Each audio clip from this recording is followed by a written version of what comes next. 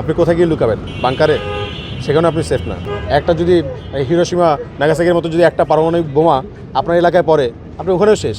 ওই বাংকার আপনাকে উদ্ধার করতে পারবে না। কোথায় লুকাবেন? মাতৃগহ্বরে? সেখানেও আপনি সেফ না। অতএব নিরাপত্তা নিয়ে আসলে আমাদের চিন্তা করার কোনো কিছু নাই। আমরা চিন্তিত আমাদের যারা নাগরিক আছে, ভোটার আছে, তারা ভোট কেন্দ্রে যেতে পারবে কিনা, এটা হচ্ছে ম্যাটার।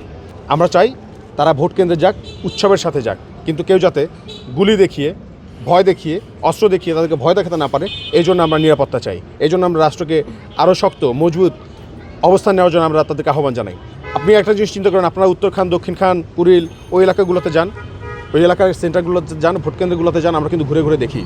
আপনারা এই তুরাগে যান, কামারপাড়ার ওদিকে যান, বাউনিয়াতে যান, তখন দেখবেন যে সেন্টারগুলো আছে সবগুলো সেন্টারে কিন্তু সিসিটিভি ক্যামেরা নাই, এবং তার আশেপাশে যদি কোনো অকারেন্স ঘটে, ওই সিসিটিভি মানে ওই পরিমাণ হচ্ছে তাদের অ্যারেঞ্জমেন্ট নাই যে ওই অকারেন্স তারা ট্র্যাক করতে পারবে বা ট্রেস করতে পারবে। তা আমরা এটা নিয়ে আসলে একটু চিন্তিত, তবে বিশ্বাস রাখি যে অতি দ্রুত তারা এই সমস্যার সমাধান করবে। আর যদি না হয় তাহলে সময় বলে দিবে আমরা কী করব। আমরা হ্যাঁ ভোটের পক্ষে আছি, হ্যাঁ ভোটের পক্ষে থাকবো। গণভোটে আপনারা সবাই হ্যাঁ দিন। আমরা বিশ্বাস করি সংসদে গিয়ে ওই 300 আসনের 300 এমপি যা করবে 4 বছরে, আপনি এখন একটা হ্যাঁ ভোটের কারণে তার অর্ধেক কাজ আপনি নিজে শেষ করে দিতে পারবেন, সমাপ্ত করে দিতে পারবেন। আপনার দেশে এত জটিলতা আর সৃষ্টি হবে না। কেউ এসে আপনাকে সহজেই ফ্যাসিস্ট হয়ে গিয়ে আপনার উপরে জুলুম চালাতে পারবে না। তো আপনার গণভোটে হ্যাঁ দিন। আমরা এটা প্রত্যাশা রাখি, গণভোটে হ্যাঁ দেওয়া খুব জরুরি।